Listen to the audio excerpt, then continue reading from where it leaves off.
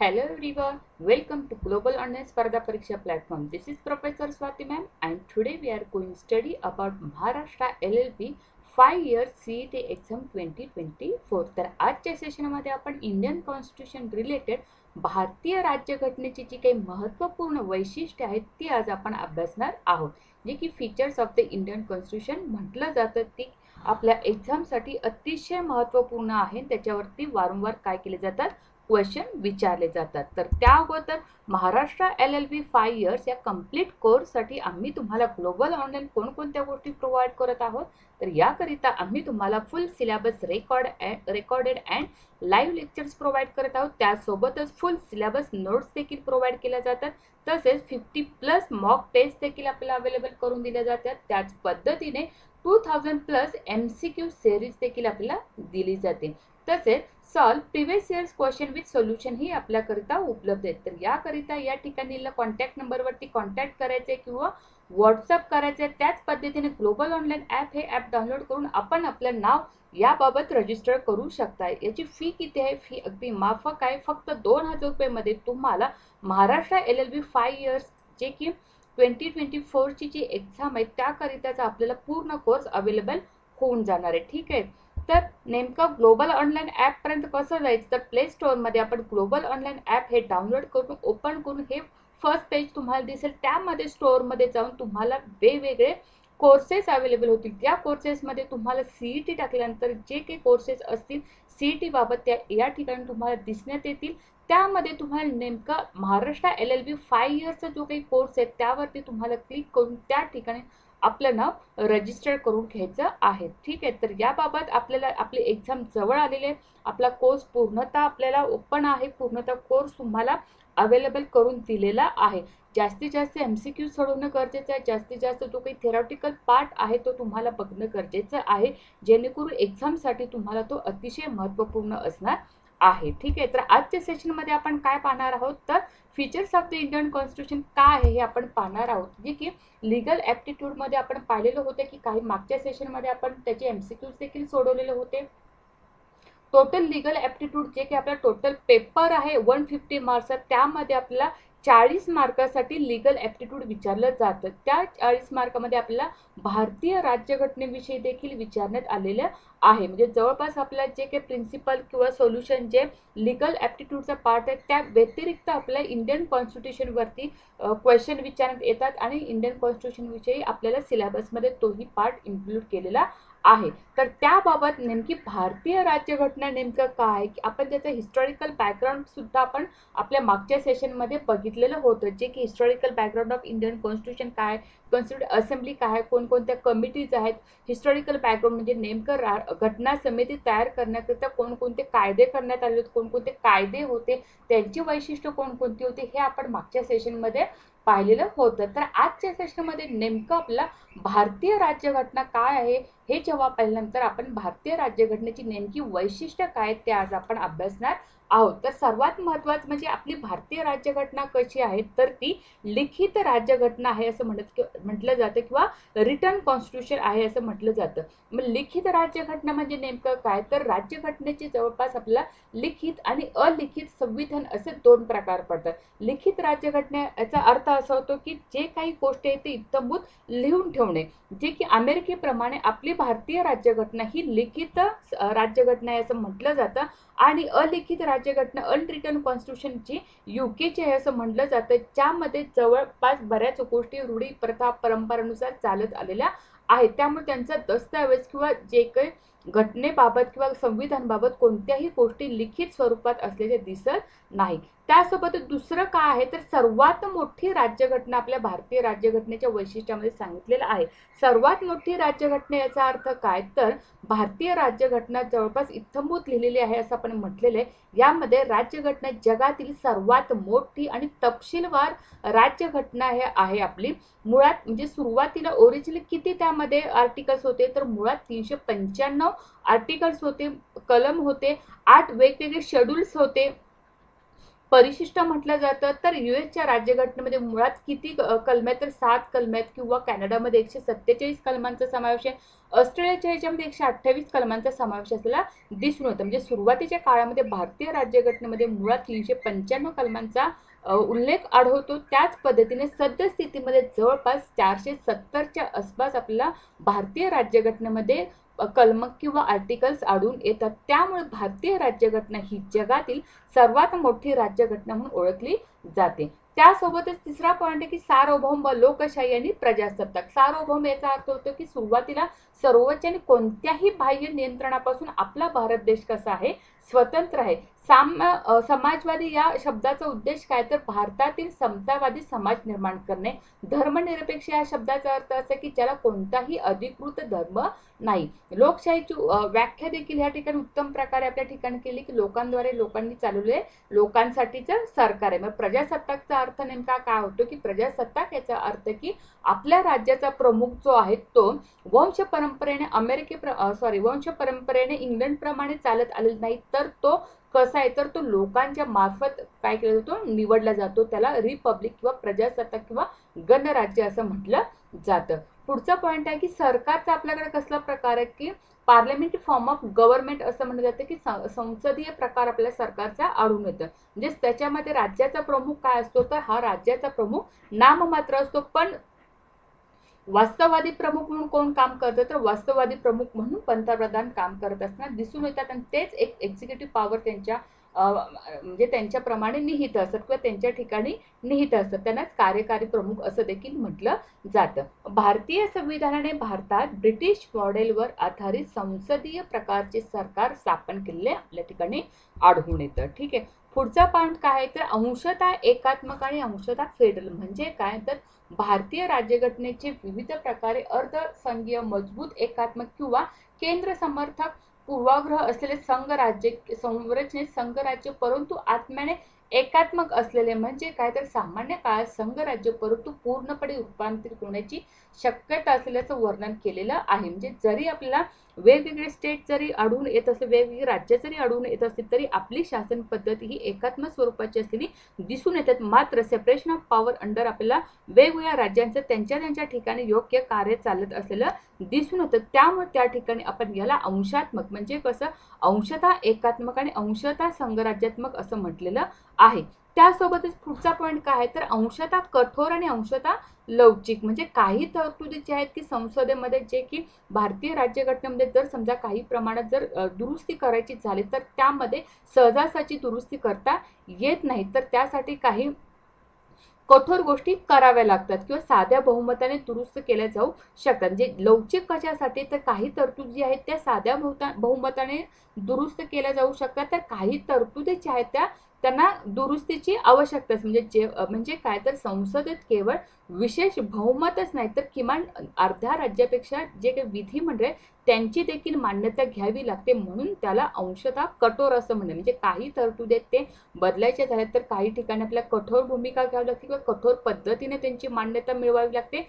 त्याच पद्धतीने काहीसाठी लवचिक पद्धतीने देखील मान्यता मिळवता येते. म्हणून अंशतः कठोर आणि अंशतः लवचिक असं म्हटलेलं आहे. त्यासोबतच आपल्या भारतीय राज्यघटनेमध्ये मूलभूत अधिकारांचा देखील समावेश करण्यात आलेला आहे, जे की मूलभूत अधिकाराच्या वर्णनासाठी पूर्णतः आपल्याला भाग 3 मध्ये त्यांचा अंतर्भाव केला दिसून होतं. त्यासोबतच मूलभूत कर्तव्य देखील देण्यात आलेले. 42व्या घटना दुरुस्तीनुसार सुवर्णसिंह कमिटीच्या अंडर आपल्याला मूलभूत कर्तव्यांचा समावेश 4A मध्ये करण्यात आलेला दिसून होतो. 10 कर्तव्य ही सुरुवातीला ऍड करण्यात आलेली होती. सद्यस्थितीमध्ये आपल्याला 11 कर्तव्यांची जी यादी आहे ती मूलभूत कर्तव्यांमध्ये दिसून येते. त्यासोबतच पुढचा महत्त्वाचा पॉईंट आहे की राज्य धोरणाची मार्गदर्शक तत्वे म्हणजे directive principle of state policy देखील आपल्याला भारतीय राज्यघटनेमध्ये दिसून येतात. काय आहे, तर राज्य धोरणाच्या निर्देशक तत्वांची संकल्पना आयर्लंडच्या संविधानातून आपण घेतलेली दिसून येते. ही तत्व नेमकं काय करतात, तर ही तत्व राज्यघटनेच्या भाग 4 मध्ये समाविष्ट असलेल्या आपल्याला दिसून येतात. एकंदरीत समाजाच्या समाजवादी धर्तीवर भारतामध्ये कल्याणकारी राज्य स्थापन करणे हे या तत्वाचे किंवा मार्गदर्शक तत्वाचे मूलभूत वैशिष्ट्य किंवा उद्दिष्ट असलेले आपल्याला दिसून येते. पुढे काय आहे तर राज्य धोरणाची महत्त्वाची तत्वे आपण आत्ताच पाहिली, त्यासोबतच स्वतंत्र न्याय व्यवस्था आपल्या भारतीय राज्यघटना व्यवस्थेत किंवा एकंदरीत भारतीय न्याय व्यवस्थेत असलेली आढळून येते. भारतीय संविधानाने स्वतंत्र न्याय व्यवस्थेची तरतूद केलेली आहे. राज्यघटनेने सर्वोच्च न्यायालयाला राज्यघटनेचे संरक्षक बनवलेले दिसून येतं. म्हणजे सर्वोच्च न्यायालयाचे निकाल कायदेशीर बंधनकारक असतात. त्यासोबतच सर्वोच्च न्यायालयाच्या निकालाविरुद्ध कोणत्याही प्रकारे कुठेही अपील करता येत नाही. म्हणून स्वतंत्र न्यायव्यवस्था त्यासोबतच एकात्म न्यायव्यवस्था देखील या ठिकाणी म्हटलं जातं. धर्मनिरपेक्ष म्हणजे काय तर धर्मनिरपेक्ष याचा अर्थ की 42व्या घटना दुरुस्तीनुसार धर्मनिरपेक्ष ह्या नवीन शब्द जो आहे तो ऍड करण्यात आलेला, समाविष्ट करण्यात आले. कुठे तर भारतीय राज्यघटनेच्या प्रस्तावनेमध्ये त्यांना समाविष्ट करण्यात आलेलं आहे. त्यामुळे भारत आता अधिकृतपणे धर्मनिरपेक्ष राज्य आहे असं म्हटलं जातं. भारताला असा कोणत्याही विशिष्ट प्रकारचा धर्म नाही. भारत काय आहे, धर्मनिरपेक्ष स्टेट आहे, धर्मनिरपेक्ष राज्य आहे असं म्हटलं जातं. त्यासोबतच पुढचा पॉइंट आहे की एकल नागरिकत्व. एकल नागरिकत्व याचा अर्थ काय तर ज्याप्रमाणे अमेरिकेमध्ये जे स्टेट असतील म्हणजे काही राज्य आहेत आणि म्हणजे एक देश म्हणून असे दोन प्रकारची नागरिकत्व त्या ठिकाणी देण्यात येतात. मात्र आपल्या भारत देशामध्ये फक्त भारतीय म्हणून आपल्या एकाच प्रकारचं नागरिकत्व देण्यात येते. म्हणजे वेगळ्या महाराष्ट्र स्टेटमध्ये असेल तर महाराष्ट्र स्टेटचं वेगळं नागरिकत्व आणि भारताचं वेगळं असं आपल्या या ठिकाणी केलं जात नाही. तर एकल नागरिकत्वाची कन्सेप्ट आपल्या या ठिकाणी राबवली जाते. त्यासोबतच सार्वत्रिक प्रौढ मताधिकार पण आपल्या ठिकाणी घेतलं जातं, जे की मताधिकार कोणाला आहे तर भारतीय राज्यघटनेने मूलतः 21 वर्ष वयाच्या सर्व पुरुष आणि स्त्रियांना सार्वत्रिक प्रौढ मताधिकार प्रदान केला होता. मात्र 61व्या घटना दुरुस्तीनुसार मतदानाचे वय आता 21 वरून 18 वर्ष करण्यात आलेले आहे. म्हणजे मतदान करण्याचं वय हे आता 18 वर्ष आहे. त्यासोबतच भारताची एक विशिष्ट राजभाषा असलेली देखील आपल्याला दिसून येते. म्हणजे आपल्या राज्यघटनेत देवनागरी लिपीतील हिंदी ही भारताची अधिकृत भाषा म्हणून घोषित करण्याची तरतूद करण्यात आलेली होती अनुच्छेद 343 मध्ये. तोपर्यंत इंग्रजी ही अधिकृत भाषा म्हणून चालू ठेवणं अपेक्षित होतं. तर अशा पद्धतीने आपल्या भारत देशातील जी महत्वाची वैशिष्ट्य होती, भारतीय राज्यघटनेची महत्वपूर्ण वैशिष्ट्य होती, जेणेकरून एकंदरीत आपल्या भारतीय राज्यघटनेचं स्वरूप समजायला सोपं जातं. ठीक आहे. आता त्यासोबतच आपल्याला जे काही महत्वाचे इंडियन कॉन्स्टिट्यूशन रिलेटेड जे महत्वाचे थेरॉटिकल पार्ट आहे, कन्सेप्च्युअल पार्ट आहे, ते आपण पाहणार आहोत. जे की आता पार्ट्स ऑफ इंडियन कॉन्स्टिट्यूशन जे आपण म्हणले की टोटल किती पार्ट्स आहेत भारतीय राज्यघटनेमध्ये तर टोटल 24 पार्ट्स आपल्याला दिसून येतात. ते नेमके काय तर आता साधारणतः आपल्याला किमान माहिती असते की कोणत्या कलमामध्ये कोणकोणत्या गोष्टी येतात किंवा कोणत्या भागामध्ये कोणते गोष्टी येतात. आता भाग 1 मध्ये काय तर नवीन राज्याची निर्मिती असेल, त्यामधील फेरफार असेल किंवा विद्यमान राज्याची नावं जी असेल तो भाग 1 मध्ये आढळतं. भाग 2 मध्ये नागरिकत्व संबंधीचे जे काही अधिकार आहेत त्या संदर्भात आढळतं. भाग 3 अतिशय महत्वाचा आहे, ज्या ठिकाणी आपल्या मूलभूत अधिकाराशी संबंधित असलेलं दिसून येतं, जे की कलम 14 ते जवळपास आपल्याला 35 पर्यंत जी काही कलम आहेत ते आपल्या ठिकाणी दिसून येतात. त्यातलं जे एक महत्वपूर्ण कलम 31 कलम आहेत ते 44व्या घटना दुरुस्तीनुसार मूलभूत अधिकार म्हणून ते हटवण्यात आलेले आहे. त्याचा जो काय अधिकार आहे तो कायदेशीर देण्यात आलेला आहे. मग भाग 3 मध्ये अतिशय महत्वपूर्ण मूलभूत अधिकार फंडामेंटल राईट्स यांचा समावेश होतो. भाग 4 मध्ये काय दिले जे की आर्टिकल किंवा लेख कलम 36 ते 51 त्याचा समावेश होतो. तर या ठिकाणी आपण बघितले की राज्य धोरणाच्या मार्गदर्शक तत्वांची व्यवहार करतो, म्हणजे डीपीएसपीचा समावेश आपल्याला भाग 4 मध्ये असलेला दिसून येतो. 4A मध्ये आपण आताच पाहिले की सुवर्ण कमिटीनुसार 42व्या घटना दुरुस्तीनुसार ऍड करण्यात आलेली महत्वाची फंडामेंटल ड्युटीज किंवा नागरिकांची मूलभूत कर्तव्यांचा समावेश आपल्याला 4A मध्ये असलेला दिसून येतो. 5 मध्ये महत्वाचं आपले युनियन लेवलचं जे काही गव्हर्नमेंट आहे, सेंट्रल लेवलचं केंद्र स्तरावरचं जे काही गव्हर्नमेंट आहे त्यांचा समावेश होताना आपल्याला दिसून येतं. 6 मध्ये आपल्याला राज्य स्तरावरचं सरकारशी असलेला व्यवहार दिसून येतो. 7 मध्ये आपल्याला काय राज्यांशी करार किंवा 7व्या दुरुस्तीनुसार बदलण्यात आलेला दिसून येतो. 8 मध्ये नेमकं काय तर केंद्रशासित प्रदेशांशी जो काही व्यवहार आहे त्याबाबत आपल्याला या ठिकाणी दिसून येतं. 9 जो आहे त्यामध्ये 2 भागांचा समावेश आहे, जे की 73व्या दुरुस्तीनुसार जोडलेला आहे. शेड्यूल्स 11 समाविष्ट करण्यात आले. त्यामध्ये 9 मध्ये 9A-B-C आहे. 9 मध्ये आपला पंचायत राज सिस्टीम दिसून येते, म्युनिसिपल कॉर्पोरेशन दिसून येते आणि त्यासोबत कोऑपरेटिव्ह म्हणजे सरकार विषयक जे काय अधिकार आहेत ते आपला सहकार याविषयी आपल्याला दिसून येतात. 10 मध्ये आपल्याला नेमकं काय दिसून येतं तर 10 मध्ये अनुसूचित जाती आणि जे काय अनुसूचित आदिवासी क्षेत्रांशी संबंधित असलेलं आपल्याला दिसून होतं, जो की भाग मध्ये आढळून येतं. 11 मध्ये काय तर केंद्र आणि राज्य यांच्यातील संबंधाशी संबंधित असलेला दिसून येतं. 12 मध्ये काय तर केंद्र आणि राज्यामधील महसुलाचे वितरण, वित्त आयोगाची नियुक्ती यांचा समावेश असलेला आपल्याला 12 मध्ये दिसून येतं. 13 मध्ये ते परत व्यापार, ट्रेड, परस्परांशी संबंधित असलेला दिसून येतं. 14 मध्ये आपल्याला महत्वाचे आयोग दिसून येतात, जे की UPSC आणि लोकसेवा आयोगाशी व्यवहार करत असताना दिसून येतात. 15 अतिशय महत्वाचे ज्यावर एक्सपेक्टेड प्रश्न विचारू शकतात की 15 मध्ये आपला आर्टिकल 324 ते आर्टिकल 329 मध्ये आपल्याला निवडणुकांशी संबंधित म्हणजे निवडणूक आयोग यांचा समावेश आपल्याला भाग 15 मध्ये आणि आर्टिकल 324 ते 329 मध्ये असलेला दिसून येतं. 16 मध्ये परत अनुसूचित जाती आणि अनुसूचित जमाती अँग्लो इंडियन्स यांचं रिप्रेझेंटेशनसाठी विशेष तरतुदीशी संबंधित असलेलं आपल्याला दिसून येते, जे की 16 मध्ये. 17 मध्ये आपल्याला काय दिसून येते तर release to official languages. Official languages ज्या आहेत त्या आपल्याला 17 मध्ये दिसून येतात. 18 मध्ये आपलं इमर्जन्सी प्रोव्हिजन ह्याच्यावरती क्वेश्चन आपल्या एक्झाम्स मध्ये येऊन गेलेला आहे लॉ CET साठी, जे की 18 पार्ट नेमका कशासाठी किंवा 18 पार्ट मध्ये कोणत्या गोष्टीचा समावेश करण्यात आलेला आहे तर इमर्जन्सी प्रोव्हिजन्स ज्या आहेत ते पार्ट 18 मध्ये आपल्याला समाविष्ट असल्याचे दिसून येतं. आर्टिकल फ्रॉम 350 टू 360 त्याचा समावेश होत असताना दिसून येतं. 19 मध्ये बरेच मिसलिनियस पॉइंट्स आढळून येतात की exemption criminal proceeding for their official acts at presidents and governor, त्याला मिसलिनियस पार्ट्स देखील म्हटलं जातं. 20वा पार्ट देखील अत्यंत महत्त्वाचा आहे, ज्यामध्ये अमेंडमेंट्स घटना दुरुस्ती विषयक ज्या काही घटना आहेत त्यामध्ये आपल्याला आढळून येतात. अमेंडमेंट्स घटना दुरुस्तीचा पार्ट आर्टिकल 368 अंडर आपल्याला दिसून येतं. देन 21 मध्ये काय पार्ट 21 आर्टिकल फ्रॉम 369 टू 392 मध्ये आपल्याला काय दिसून येतं तर टेम्पररी पॉवर्स कोणाच्या सांगितल्या, temporary powers to the parliament to make laws for state list. State list मधले जे काही महत्वाचे विषय असतील त्यामध्ये आपल्याला काही कालावधी करिता पार्लमेंटला या ठिकाणी अधिकार दिले दिसून येतात. आता आर्टिकल 370 बाबत आपण पाहू शकतो की article 370 contains temporary provisions of Jammu and Kashmir restrict the parliament to make laws for that state, जे की आर्टिकल पार्ट 21 मध्ये आपल्याला त्याचा समावेश होताना दिसून.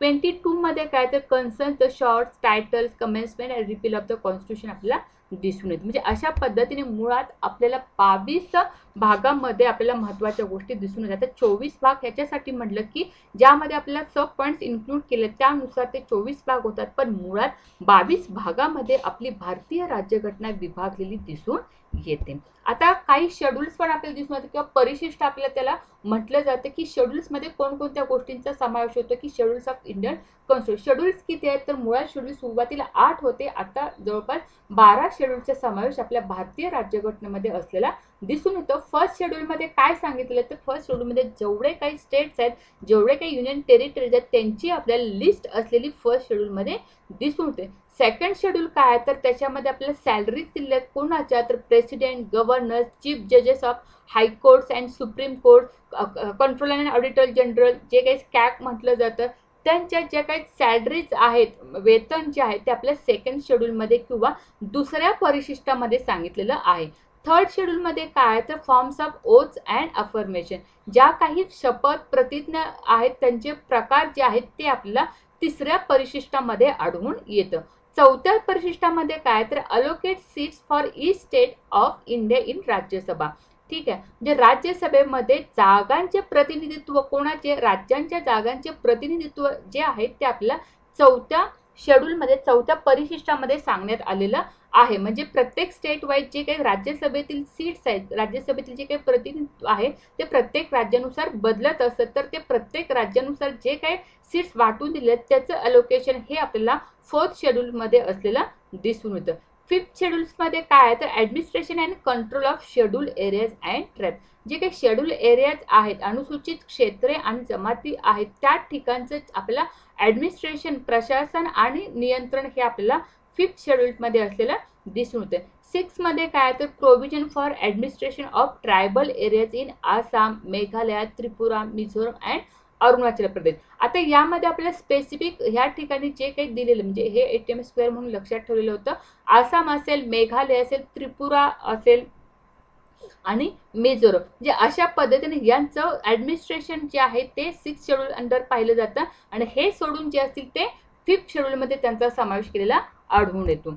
6व्यामध्ये काय सांगण्यात आलेलं तर 7th शेड्यूल्समध्ये आपल्या सगळ्या लिस्ट दिलेल्या आहेत. ठीक आहे. Gives allocation of powers and functions between union and स्टेट्समधले, म्हणजे ह्या असे किती प्रकारचे लिस्ट आहेत, किती प्रकारचे सूची आहेत जे की ह्याचं पॉवरचं किंवा जे काही सत्ता आहेत त्याचं सेपरेशन ऑफ पॉवर्स केलं. म्हणजे युनियन लिस्ट आहे म्हणजे केंद्र सूची दिसून येते, स्टेट लिस्ट राज्य सूची आणि कॉन्करंट लिस्ट म्हणजे समवर्ती सूची, अशा त्यांच्यामध्ये सूचीमध्ये काय केलेलं लिस्टमध्ये काय केलेली विभागणी केलेली दिसून येते. युनियन लिस्टमध्ये जवळपास 99 सब्जेक्ट 99 ते 100 विषय आढळून येतात. यामध्ये 66 आहे, त्याच्यामध्ये 46 विषय असलेले आपल्याला दिसून येतात, जेणेकरून त्या कायद्या अंतर्गत त्या ठिकाणी स्टेट लिस्टमध्ये 66 विषयावरती त्यांना कायदा करण्याचा अधिकार असतो. म्हणजे 7 शेड्यूल्समध्ये आपल्याला लिस्टचा समावेश असलेला सूचींचा समावेश असलेला दिसून येतो. 10व्या परिशिष्टामध्ये काय दिले तर 10व्या परिशिष्टामध्ये ज्या काही जवळपास 22 भाषा आहेत त्यांचा समावेश करण्यात आलेला आहे. मग त्या नेमक्या कोणकोणत्या 22 भाषा आहेत तर त्यांचा या ठिकाणी समावेश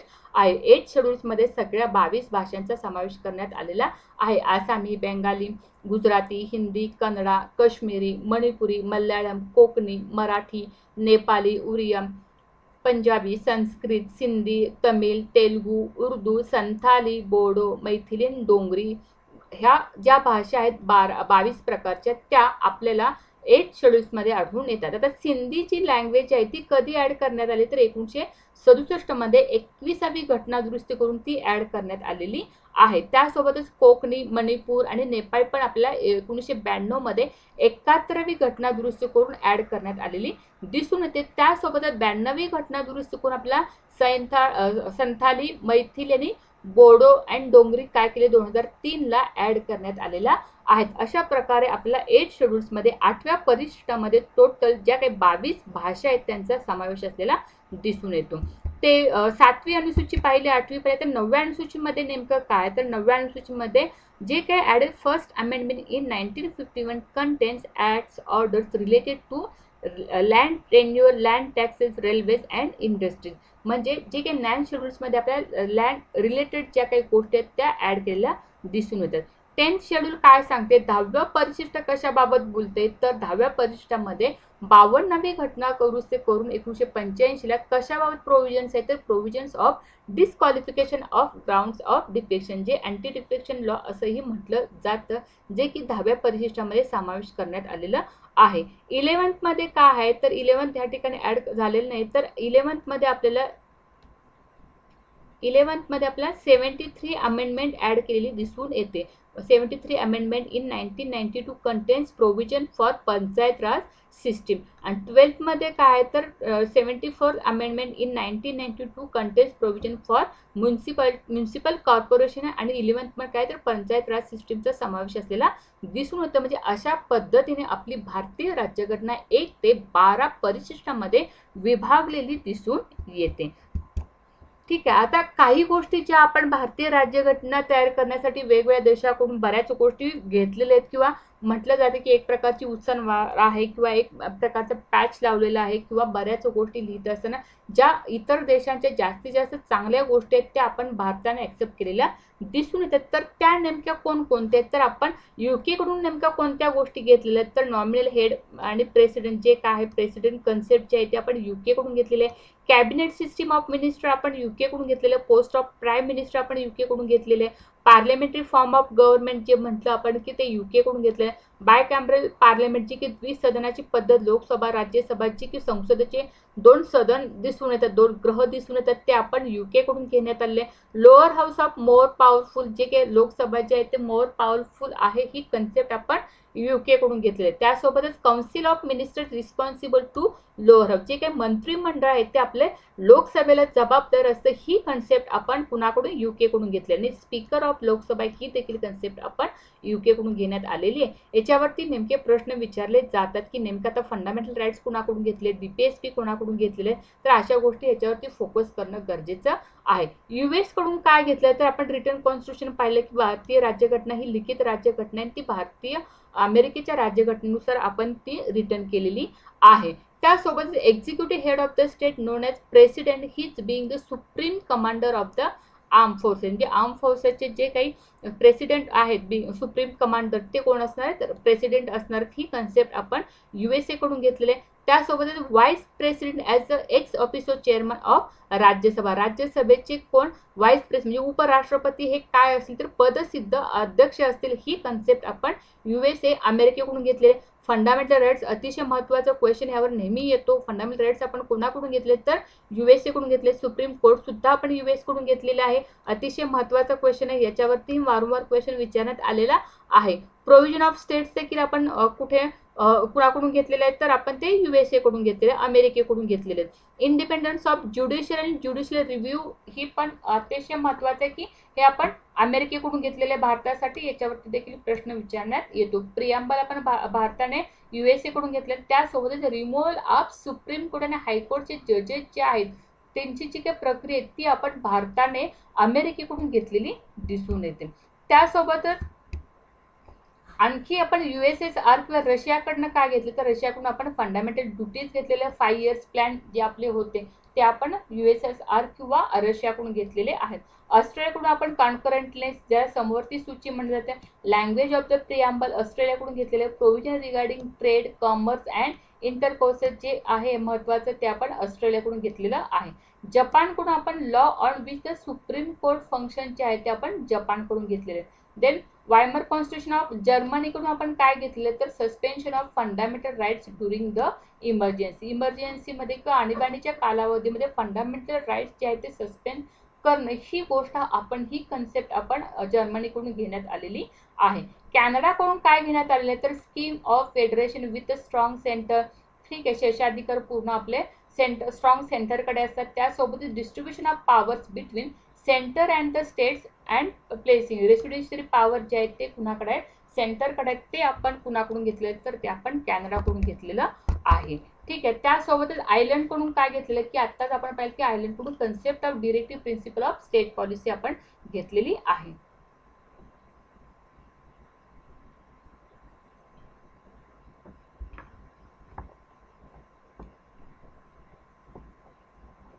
म्हणजे भारताने जे DPS राज्य धोरणाचे मार्गदर्शक तत्व जे आहे ते आपण आयर्लंडकडून घेतलेलं. आयर्लंड कुणाकडून घेतले तर आयर्लंडनं स्पेनकडून त्या गोष्टी घेतलेल्या आहेत. त्यासोबतच मेथड ऑफ इलेक्शन प्रेसिडेंट जी आहे ती पण आपण आयर्लंडकडून घेतलेली आहे. मेथड ऑफ इलेक्शन प्रेसिडेंट म्हणजे राष्ट्रपतीची जी काही निवडणूक विषयीची जी काही पद्धत आहे ती आपण कुणाकडून आयर्लंडकडून घेतलेली आहे. त्यासोबतच nomination of members in Rajya Sabha by president म्हणजे राष्ट्रपतीकडून जे काही राज्यसभेवरती नामनिर्देशित केले जातात, काही प्रतिनिधित्व केलं जातं 12 लोकांचं किंवा लोकसभेमध्ये 2 लोकांचं, राज्यसभेमध्ये 12 लोकांचं, तर ते प्रतिनिधित्व करण्याचं किंवा नॉमिनेट करण्याची जी पद्धत आहे ती आपण कोणाकडून घेतलेली आहे, आयर्लंडकडून घेतलेली आहे. त्यासोबत फ्रान्सकडून काय घेतलं तर कन्सेप्ट ऑफ रिपब्लिक ही फ्रान्सकडून घेतलेले. Ideals of liberty, equality and fraternity contain in the preamble. Okay, फ्रान्सकडून आपण स्वातंत्र्य, समता आणि बंधुता ही जी काही कन्सेप्ट आहे ती आपण फ्रान्सकडून घेतलेली आहे. साऊथ आफ्रिकाकडून आपण काय घेतलेलं तर साऊथ आफ्रिकाकडून election of members of the Rajya Sabha, बरोबर, राज्यसभेचे जे काही प्रतिनिधी त्यांची जी काही पद्धत आहे इलेक्शनची ती आपण घेतलेली आहे. अमेंडमेंट्स ऑफ द कॉन्स्टिट्यूशनमध्ये ज्या काही घटना दुरुस्ती करायची ती पद्धत आपण साऊथ आफ्रिकाकडून घेतलेली आहे. म्हणजे अशा पद्धतीने आपल्या भारतीय राज्यघटनेशी रिलेटेड जी काही महत्त्वपूर्ण फीचर्स होते, महत्त्वपूर्ण वैशिष्ट्य होते, जो काही कन्सेप्च्युअल महत्त्वाचा पार्ट होता ज्यावरती वन लाइनर क्वेश्चन विचारले जातात त्यावरती आज आपण फोकस केलेले आहे ॲज अ थेरॉटिकल पार्ट म्हणून. उद्याच्या सेशनमध्ये किंवा पुढच्या सेशनमध्ये आपण ह्याच्या रिलेटेड जे काही MCQs आपल्या एक्झामसाठी विचारण्यात आलेले आहेत त्याच्यावरती आपण फोकस करणार आहोत की नेमकं कोणकोणते प्रश्न या रिलेटेड विचारले जातात. ठीक आहे, तर नक्की आजचं सेशन तुम्हाला कसं वाटलं हे नक्की कमेंट बॉक्समध्ये आम्हाला कळवा. आपल्या चॅनलला लाईक करा, सबस्क्राईब करा, शेअर करा आणि जास्तीत जास्त आपल्या एक्झामसाठी याचा फायदा करून घ्या. ठीक आहे, तर या ठिकाणी आपलं आजचं सेशन या ठिकाणी समाप्त होत आहे. धन्यवाद.